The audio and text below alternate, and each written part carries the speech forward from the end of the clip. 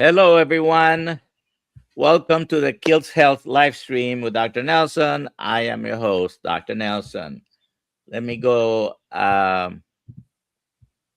live on Instagram, which unfortunately requires a separate step.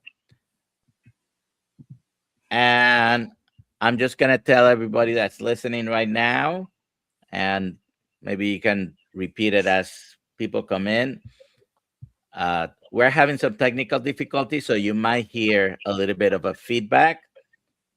Just ignore it and pay attention to the good information that we have Dr. Miskell here is going to bring us. Today, we're diving deep into the world of hormonal health and longevity. We're joined by Dr. Melissa Miskell. I am sorry, I apologize if I'm messing up your last name. Nope, it's perfect. Medical Director of Hormones by Design, who has spent over 30 years pioneering bioidentical hormone therapy. She's here to show us that the symptoms of menopause aren't just something to endure and how the right treatment can protect your heart, brain, and bones. Welcome, Dr. Is it okay if I call you Dr. Melissa? Absolutely. Yeah. Nelson is my first name. It's not my last name. It's just name is Nelson Vasquez. So, but I go by Dr. Nelson. So, if you have any questions, please put them in the chat. QQQ in front of it. I apologize if I miss any of them. Just repeat it. Be persistent. Please let me know where you're watching from, and let's go ahead and start. Doctor, can you introduce yourself? Tell us who you are. Give us actually a very brief summary, because you just told me before coming on that you are carnivore. So pretty much everybody that watches here is either carnivore or carnivore curious. So go ahead and introduce yourself and then tell us about the subject of today. Okay, perfect. Well, thank you so much for having me on today. I appreciate that greatly. My name is Dr. Melissa Miskell. I am a board certified obstetrician gynecologist, and I have been in private practice for about 28 years. I am married, 3 grown children, and have just a delightful time with them. We actually just got back from Antarctica, so it was a amazing trip. So in private practice here, I have started doing hormone therapy probably about 22 years ago. We all took everyone off their hormones when the Women's Health Initiative trial came out. And Me too.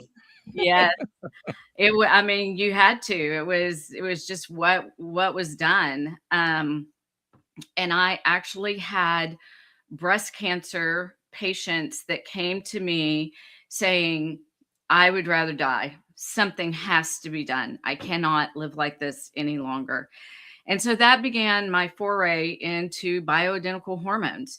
And I did my own research at that time. You had to, and basically decided that actual bioidentical hormones are incredibly healthy. And so that began my journey into diagnosing and prescribing with bioidentical hormones. And I came up with my own design for an injectable hormone about 15 years ago. And so we have 10,000 patients and they all use injection therapy. And so it's a combination of estrogen and testosterone that is given monthly. And they are designed specifically for each woman. So it is not one size fits all. Some women have hot flashes, some women don't. Some women have vaginal dryness, other women have low libido. So it depends on what your lab values are and what your symptoms are. And the injection is designed specifically for each woman. All right. So tell us a little bit. I mean, I know what you're talking about when you talk about the Women's Health Initiative in 2002, but many of the in the audience may not be aware. If you can tell us that landmark studies and the conclusions at the time and what it did to our practices. Yes. So the Women's Health Initiative study was one of the largest trials that was put on to basically show that Premarin was good for postmenopausal women. The trial was stopped early, and data was published when it shouldn't have been. So, any women out there who are afraid of hormones, they may not know why, but it's because of that study that has propagated false information for 25 years.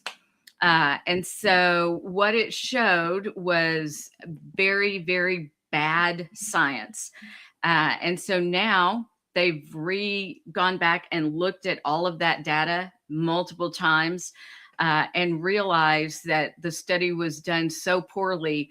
The average age of the women was 62, which is 12 years past the average age of menopause. And the two different arms of the study, one with just Premarin, one with Premarin and Provera, were poorly designed with women who were already ill. So that's what the Women's Health Initiative trial was. It scared everyone to death on hormones. And so those of us prescribing them just ripped everyone off of their hormones cold turkey. Which caused all of these horrific symptoms to come on even stronger than they were previously when the women had started hormone replacement.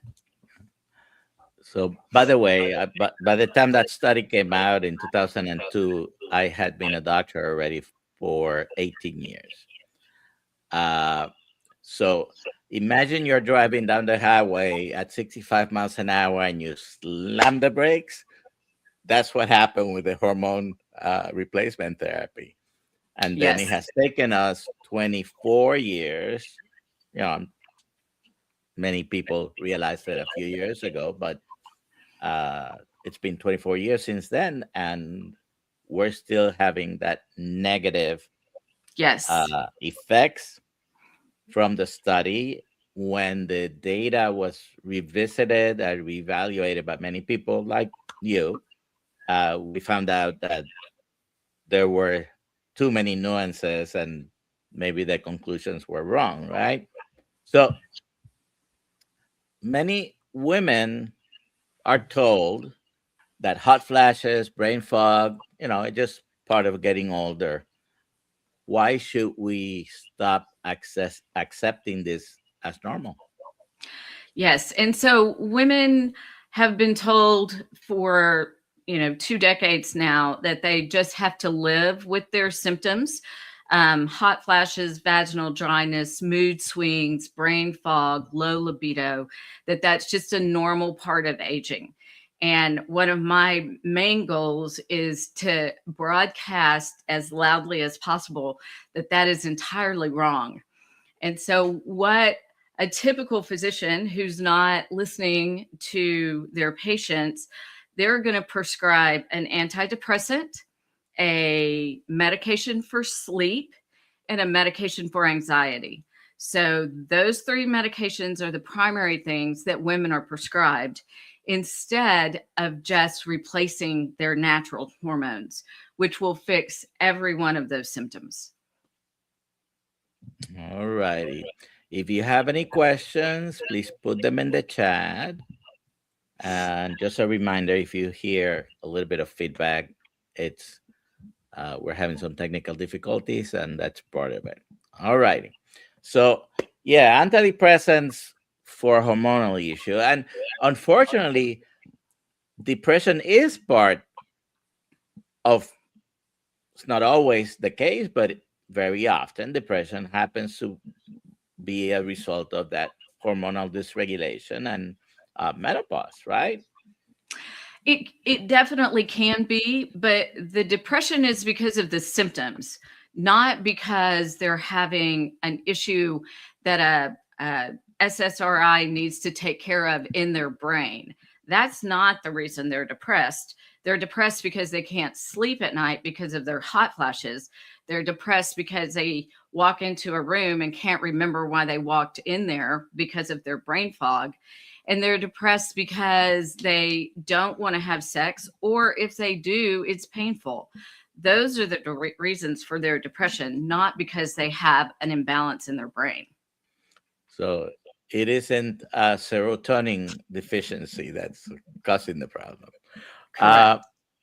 So you mentioned the average menopausal age is 50, and some women go sometimes very early. I've seen it as early in the late 30s, naturally, not surgically induced, but and then some other people are closer to the late 50s, rarely some 60s as well. When so we know sort of when it starts. When is it too late to have the benefit?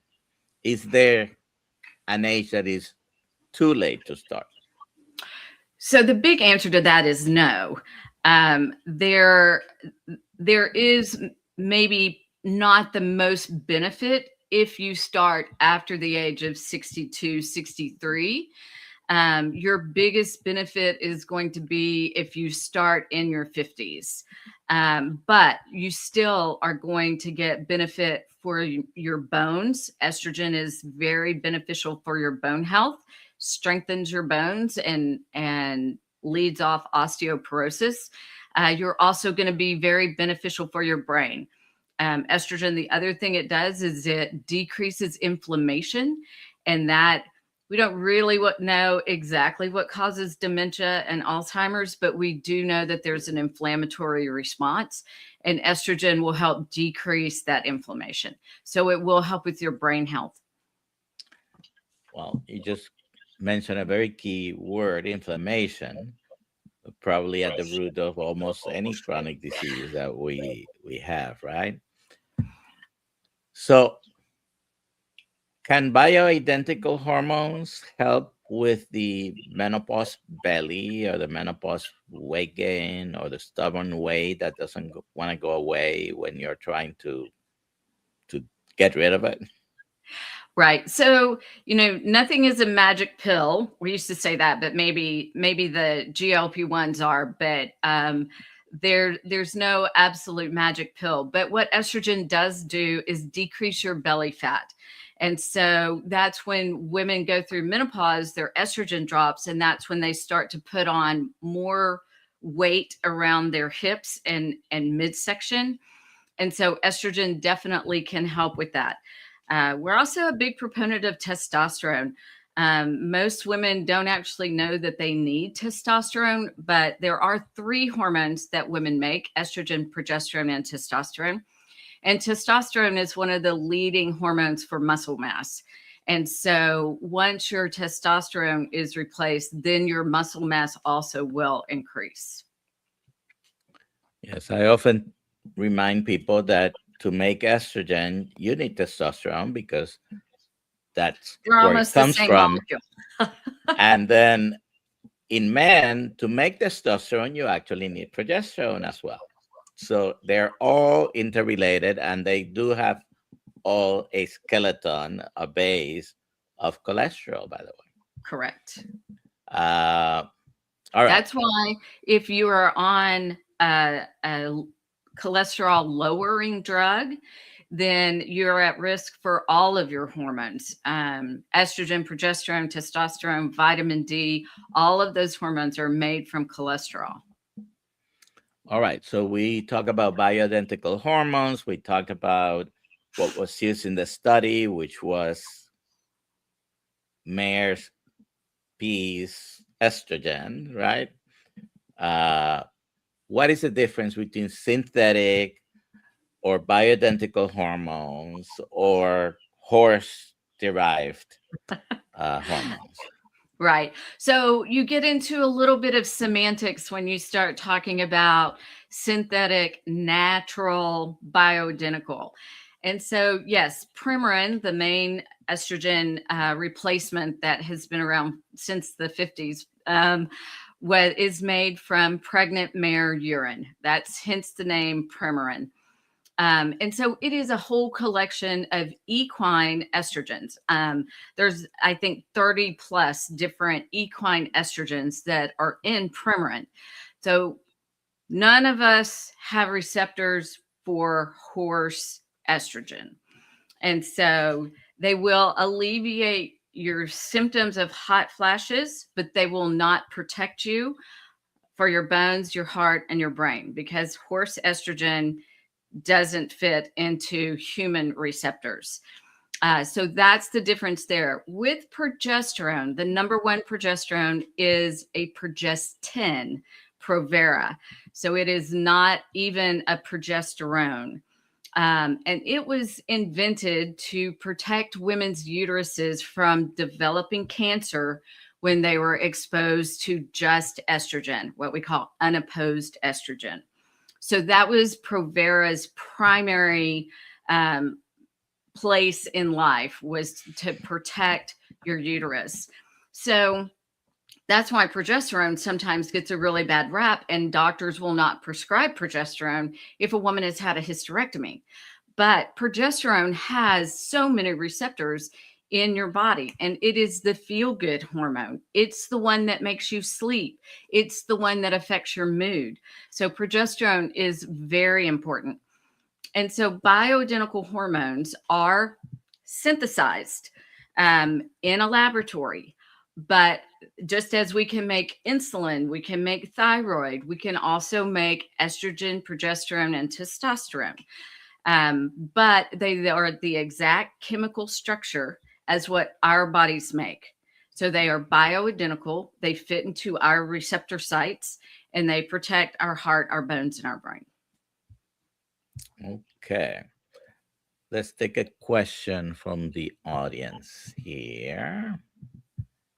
And Sheila MQ is asking, I'm 63, postmenopausal, taking bio-TE for 4 years, carnivore off and on since March 2023, strict carnivore since March 15, 26.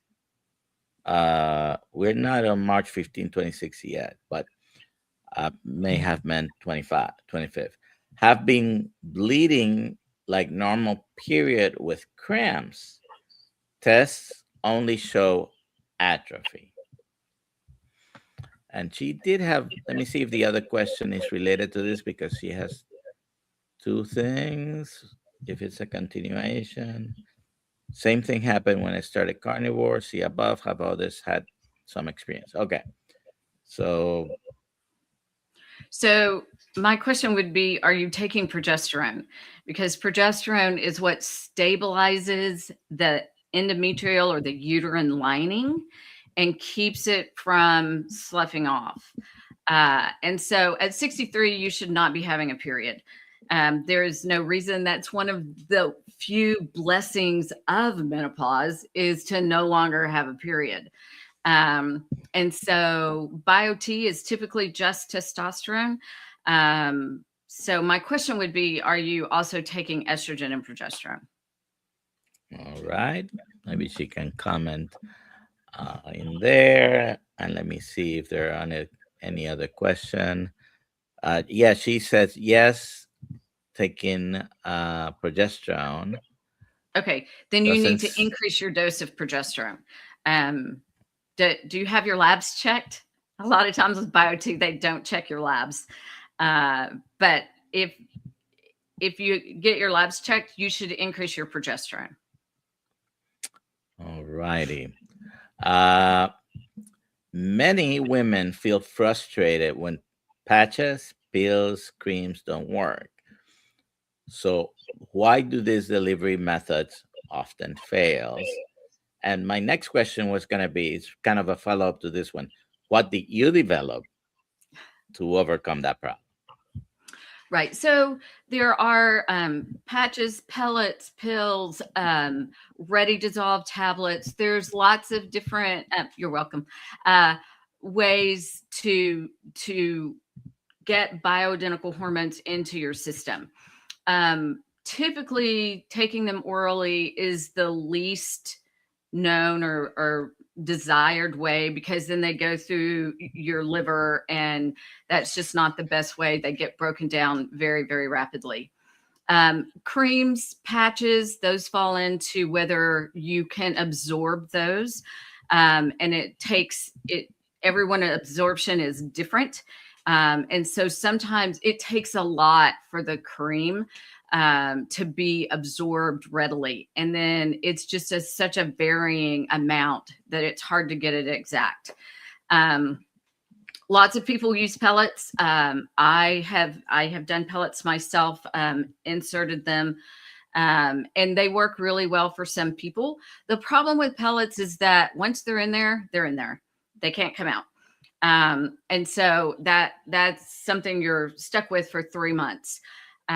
So our delivery system, it's very, very important to have your labs checked. I can't stress that enough. A lot of times physicians will just be like, oh, you're postmenopausal, you don't have any hormones, so we'll just start you on this. And then they never check your labs. So checking your labs for your lab values is very important. With our delivery system, it's once a month. We check your labs every month until we get you on a steady dose that you feel good on. And I mean, that's our most important thing, is how you feel. That's what we say. Feel better from day one. So that your labs and your symptoms should come together. And your labs aren't too high, your symptoms are great. You don't have any of the hormonal menopausal symptoms anymore. And then you're on a steady dose once a month, little tiny tuberculin injection. And then we'll just recheck your labs every 4 months, just to make sure that we're where we want to be. All right. So test, don't guess. And basically you're looking for that point where the symptoms have gone away, among other things, right? Right. And all right. We have another question from the audience. All right. Ruth, 9396. What are the levels of progesterone, estrogen, testosterone for postmenopausal women who have had a hysterectomy? So there's kind of two parts to that. A hysterectomy, where you take the uterus and the ovaries. Then women, that's a surgical menopause. Women go into menopause when they're leaving the OR. If you have just had your uterus removed with a hysterectomy, then your ovaries will continue to produce hormone until you go through menopause. For women who are already in menopause, it doesn't really matter that you've had a hysterectomy. Your ovaries aren't going to work anymore. And so all your levels will be what we call unreadable. So estrogen would be less than 17, progesterone basically 0, and testosterone also 0. All righty. Now, before I bring up this next question, I have to remind the audience, we are physicians. We are not your physician or provider, and you're not our patient. So any comments we make or recommendations are for educational and entertainment purposes. All right. So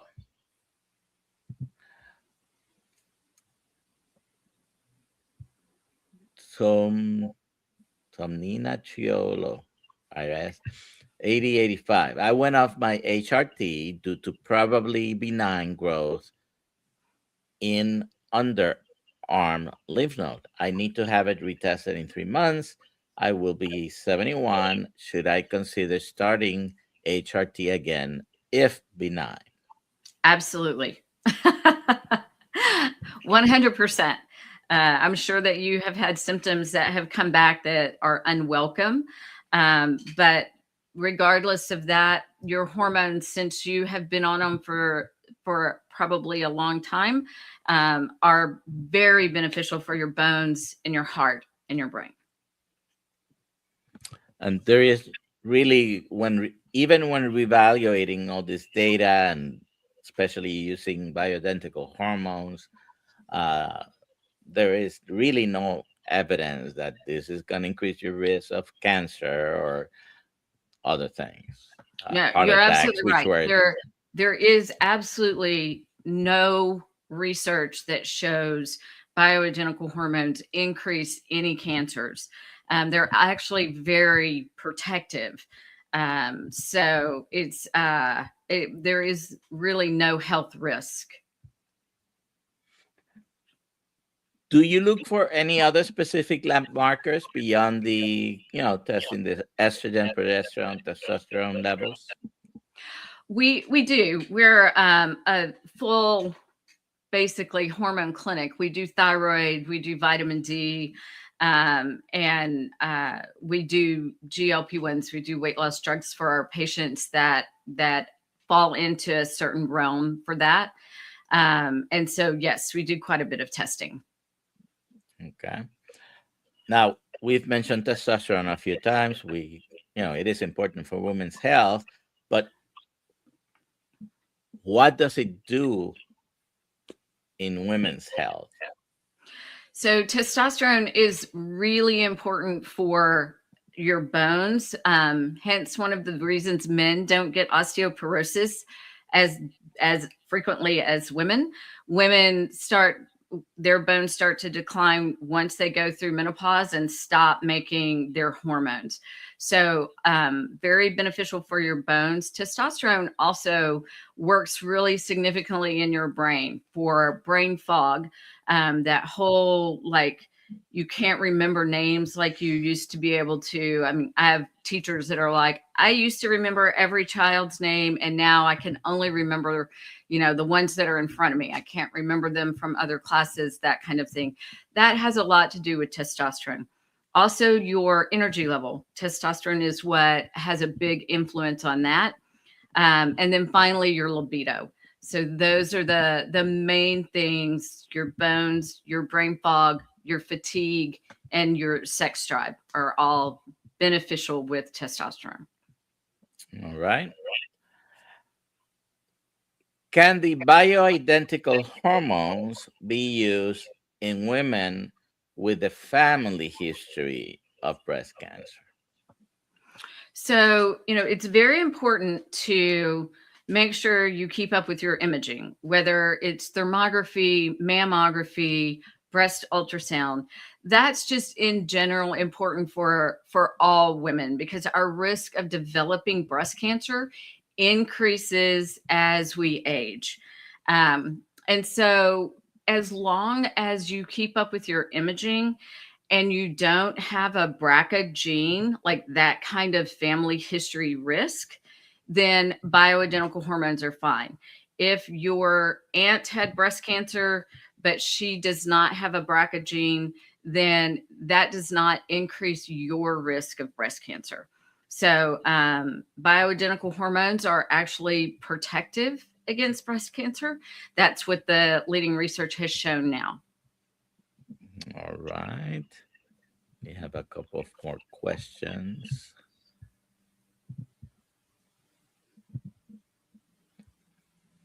Sheila asks, what is a good level / score for testosterone in females, So I'm assuming she's yeah, asking. so testosterone, again, it's specific for each woman what her levels should be, but somewhere, around the 100 range is what most women feel good at. But then, there's some on either end of that for sure. But that's just an average number, would be 100. All right.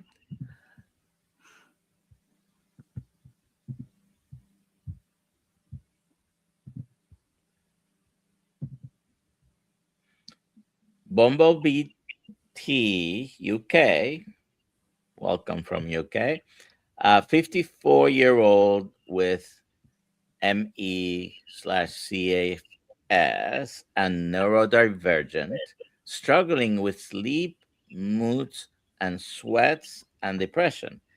Is HRT very safe? Family history of cancer and cardiovascular disease. So, yes, again, bioidentical hormones are going to help with all of your symptoms and be cardioprotective.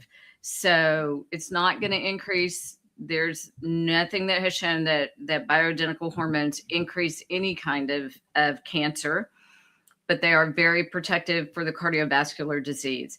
Progesterone is going to help with your sleep and your moods. Estrogen is going to help with your sweats. And all three hormones will help with the depression. But once you get rid of those symptoms, your depression will improve. All right. What are the common misconceptions doctors have about the safety of bioidentical injections?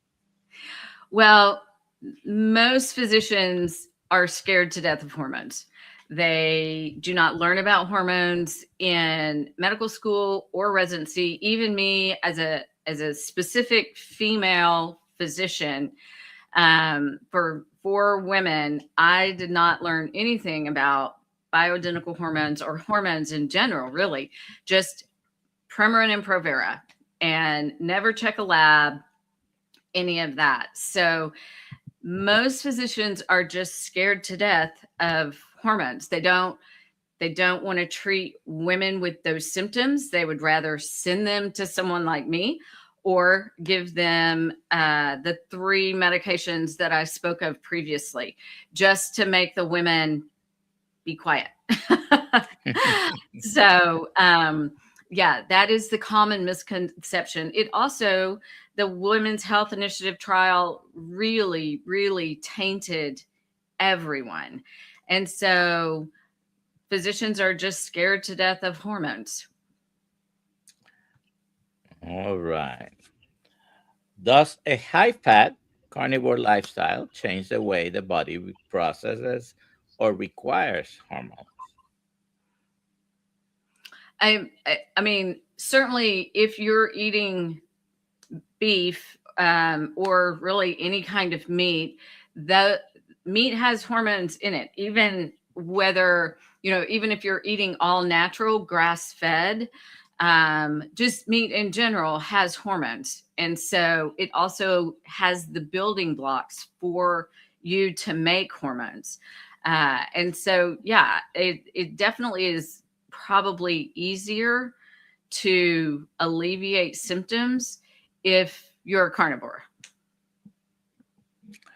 Highly recommended. So, just explaining a little bit more on that for the people listening who, I buy meat without hormones, but uh, cattle, cows, beef are an animal, a mammal, and they have their own hormonal system. So, when we eat the meat, even if they haven't been given Mm-hmm. hormones, they have their own hormones, and they will be in their system, right? So that's what you're talking about. All right. Correct. Heart disease is the number one killer in women after menopause, and it's essentially the number one killer in men as well. Yes. Strokes, heart attacks, and hospitals, probably the top three causes of mortality. But uh, heart attack, whether it's or cardiovascular disease, whether it's a heart attack, a stroke, and many other cardiovascular problems, uh, in both men and women. But after menopause, women's rates increase. So, how does the estrogen act as a shield for the cardiovascular system? Right. And you're 100% right. No matter what anybody says about any kind of cancer or anything like that, the number one killer of women is heart disease, period. And so that's what the biggest fear should be, is how do we protect our hearts? How do we make our hearts last longer? And so heart disease typically is due to plaque. And what estrogen does is if you already have plaque, it stabilizes that plaque so that it can't break off. That's what causes a heart attack, is when plaque breaks off. Also inflammation. Again, estrogen reduces inflammation, so that those blood vessels that are carrying all of that blood have a better chance of getting that blood all the way through to the heart. The other thing estrogen does is that it is a proponent of good cholesterol. So it will increase your HDL and decrease your LDL with your cholesterol panels. So it's not rocket science. Women do not have heart attacks until they go through menopause, and then that's the majority of things women die from. So obviously your hormones have a lot to do with that. All right. Let me take a quick look here. Don't see any questions. So, osteoporosis. Tell us about women, HRT, osteoporosis. And osteoporosis? Yes. Why is Yeah. hormone therapy more effective than standard bone density medications? Which Yeah. I've been always very disappointed in the osteoporosis medications that they came around all rah. First one to come into the market was Fosamax, and then a bunch of others. But have they lived up to their hype? No, they actually cause bone fractures. It's been very disturbing. All of the Evista and Fortaz, all of those medications are actually more harmful. And so there are two types of bone that we have. One is building bone up, an osteoclast. Osteoblast breaks bone down because your bone is constantly rebuilding. And so when women go through menopause, the osteoblast overcompass the osteoclast. And so you have more bone being broken down and not enough bone being remade. And so estrogen reverses that. It allows the osteoclast to continue to mineralize your bone and make more stronger bone, and the osteoblasts get put in their place. So that's how estrogen works for osteoporosis. All right. Another aspect of this whole issue, we hear about type 3 diabetes, Alzheimer's, right? How does estrogen therapy impact long-term brain health and dementia prevention? So, that is a very hot topic right now. There's lots and lots of research going on with dementia and Alzheimer's. We actually have no real strong clue as to what causes either one of those diseases, which, they do think that they are separate, but no good reason for any of them. But again, the inflammation aspect of Alzheimer's and dementia is there. And we do know that estrogen decreases inflammation. So the good thing about estrogen therapy is that it is going to slow or delay any sort of dementia or Alzheimer's just because of the anti-inflammatory response. All right. So this is a very interesting question from a female in the audience. Because is it okay not to take anything? She put not to take nothing, but right. And so certainly, everyone has their own choice as to what to do, but just again, heart disease is the number one killer of women, and women have heart attacks after they go through menopause. Osteoporosis becomes very prominent after menopause. Brain health also very prominent.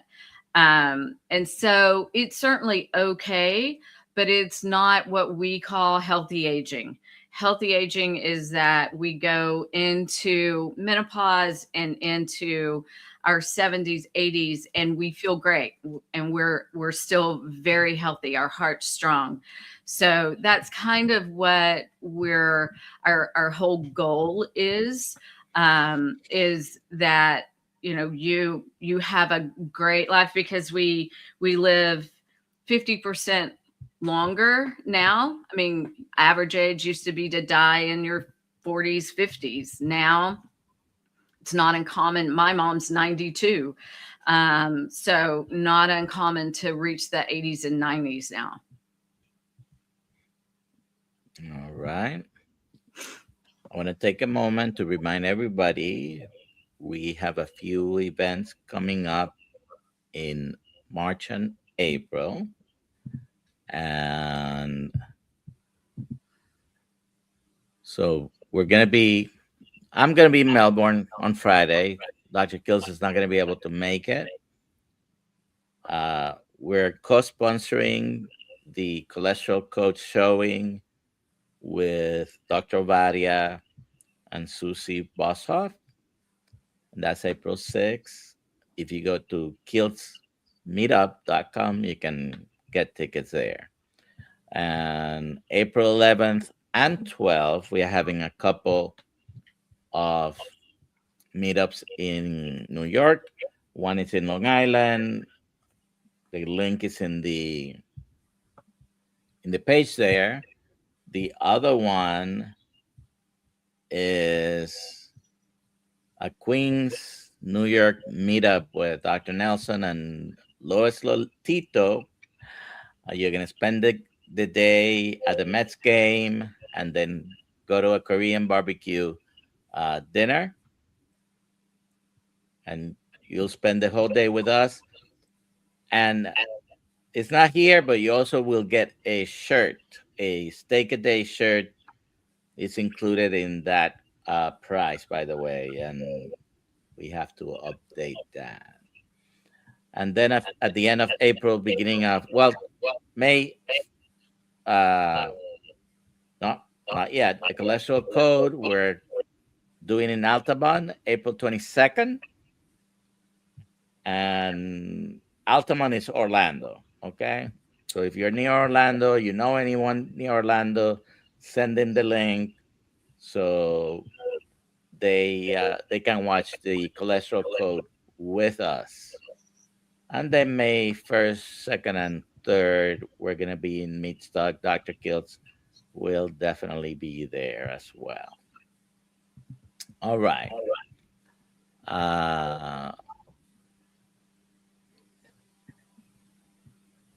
So for women on a carnivore diet, and many of the women here, like I said, they are on the audience. We have mostly carnivores or carnivore curious, or some carnivores that have some occasionally other stuff. We see great improvements in inflammation. How do hormones further assist in lowering systemic inflammation? So hormones have been shown time and time again that is one of the main things that they are prevalent at, is decreasing inflammation, whether it is around the liver or the heart or the blood vessels or the brain. It is ongoing research that is just shocking at how well estrogen can eliminate inflammation. Okay. Sleep is a big problem for very often some postmenopausal women. Is it estrogen? Is it progesterone? Is it the imbalance? Right. So, there are two main reasons typically for sleep. One is hot flashes, because you just wake up drenched, have to change your clothes, change your sheets. And multiple times through the night. And then the other one is just women who just can't sleep. They can't fall asleep. They can't stay asleep. And so estrogen is what's going to help with the hot flashes. Help like in them. And progesterone is the one that actually will allow you to go to sleep and stay asleep. So it's definitely a combination of those two hormones that will change your life as far as sleep goes. All right. So I think we've touched on this a little bit in some of what you said, but I want to redirect the question. If a woman has already had a hysterectomy for whatever reason, does she still need progesterone, or is it estrogen enough? 100% she still needs progesterone. Do not let anyone talk you out of that or convince you that you don't. Progesterone in the old days was given just to protect your uterus from cancer. That's the only reason. Now we know all the other benefits that progesterone supplies to women as we go through menopause and as we age. Obviously, the sleep, but it is a mood stabilizer. It is what is going to keep you from having those big mood swings that affect your daily living, affect your children, affect your marriage, affect your work. Progesterone is what helps with that. Not to mention all the other breast cancer benefits that progesterone has. It's very protective for your breast tissue. What do you think is the number one silent symptom of estrogen being low? Heart disease. Absolutely. It is the number one symptom, and that you're not going to feel. I mean, nobody really feels that they have plaque in their blood vessels. Nobody really feels that their cholesterol is high. No one really feels that their blood vessels have inflammation. So it's, I think they used to call high blood pressure the silent killer because it caused so many problems, but no symptoms. And that's exactly what your lack of estrogen is as far as your heart disease goes. All right. Now, what is the one thing you wish every woman in their 40s knew about her upcoming second act in life? That she doesn't have to live with it. Do not let anyone tell you, oh, this is normal. You have to live with these symptoms that you're having or going to have. The hot flashes when you're giving a presentation at work and you're dripping sweat, the mood swings, you can't remember anything, you don't want to have sex anymore. All of those things are not normal. That is not normal. So that's what I would tell every woman who has not yet gone through menopause. Don't let anybody tell you that those symptoms are normal. Okay. Should women be afraid of testosterone? No, not at all. It's a normal hormone that we all have. Testosterone is great. It does many things to help your health and your body, from helping with your sex drive to your fatigue to your brain fog. The other little known thing about testosterone is it actually helps with migraines. So there are clinics that just give testosterone for migraines. So if that's something that when you got into menopause, you started having more headaches and migraines, that's what you should look into as well. Okay.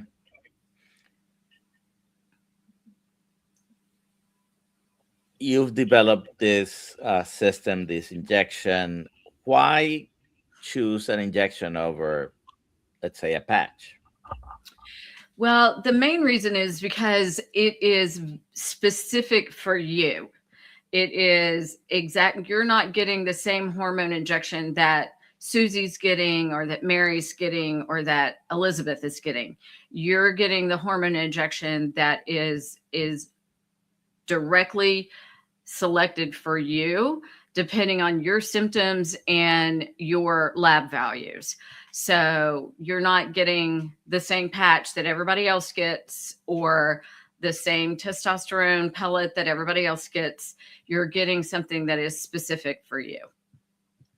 Okay. Now, this next question, I've asked a few experts and get different answers. So, uh, can you start hormone therapy if you've been in menopause for 10 years or longer? So there's some research that shows that it might not be as beneficial for your heart if you start hormone therapy later, up to 12 to 15 years past menopause. But that still doesn't mean that it's not beneficial for your brain and your bones. So yes, you can start hormone therapy at any time. All right. Before you answer about hysterectomy and progesterone, if a woman has their uterus, are we now talking about if you're going to do estrogen, is progesterone mandatory? Absolutely. You can, if you have a uterus, you cannot take what we call unopposed estrogen. It is a very high risk for developing uterine cancer. And so if you have a uterus and you start hormone therapy, you must take progesterone. Do you have one word to describe the feeling of having optimized hormones? Happy. Okay. That's good. So, I mean, you've mentioned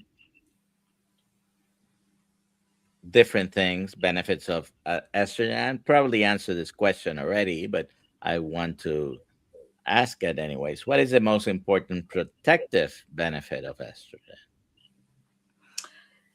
It has to be heart disease, since that is the number one killer of women. And we know specifically that heart disease starts when menopause starts. So estrogen is just clearly very protective for heart disease. All right. Looking at the time, let me check if there's any questions here. Um, so we have one question and a couple of questions here. Let me bring this up. Uh, Faith Focused Food Freedom. Do you have an office where you see patients? Where Yes. I didn't ask you, what state are you in?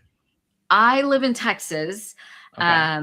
but we have providers that are all over. And so what we do, we call we have a website called Feel Better from Day One, because that's what we do. We have you get your labs drawn before you first see a provider. You can see a virtual provider, and they will go over your labs and your symptoms with you, and then they will design an estrogen testosterone injection that can be mailed directly to you. And so we really can see anyone pretty much throughout the United States. So if you just go to our website, Feel Better from Day One, then we'll be happy to get you on board. All right. So this question is from Brisket Boomers. By the way, you do. So do you? Just going back to the previous question, this person that was asking, I know she's in Florida. You can see patients from any state? Almost. Okay. California is a little tough. I have providers in Florida. So yes. Okay. All right. Brisket Boomers is asking, I'm 73, a type 1 diabetic, hence very low carb for 30 years. Carnivore for the last 7 years. At 52, I never had any symptoms of menopause except my period stopped, right? What does that mean? And I'm You're one assuming of she the means that she hasn't had symptoms of menopause. Yeah, you're one of the very few lucky ones. Um, there are women who do not have any symptoms. It is very rare. The majority of women have some sort of symptoms with menopause. But just because you don't have symptoms does not mean that the protectiveness of your hormones is still there. They're gone. Your hormones are definitely non existent. And so you still have the same risk of heart disease, brain, and osteoporosis. All righty. By the way, she walks 10 miles a day.